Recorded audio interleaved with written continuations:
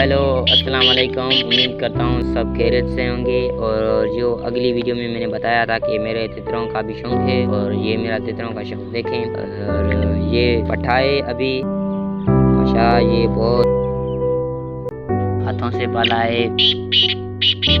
और ये नीचे वाला जो है जब में 2 मादियाँ हैं और एक काला नर है, तो वो भी काली मादी हैं। अंडे मंगवा कर रखे हैं, तो फिर से अंडे अपने दें। अभी मादी ने 3 अंडे एक ने दे दी हैं। ये 5 मादियाँ थी, तो किसी बच्चे ने दरी खोल दी थी, तो इसीलिए 3 मादियाँ भाग गईं और 2 हमने पकड़ ली। छोटे बच्चे शरारती होते हैं ना, इसीलिए दरी खोल दी इसीलिए। और ये है मेरी अछड़ी मादी जो सीटी पर बोली करती है, जब सीटी मारो तब बोलती है। और पट्ठा जो पहले मैं दिखाया वो बोली करता है, तो फिर ये चुप रहता है। जब ये बोली करता है तो फिर वो चुप रहता है। इंशाल्लाह मैं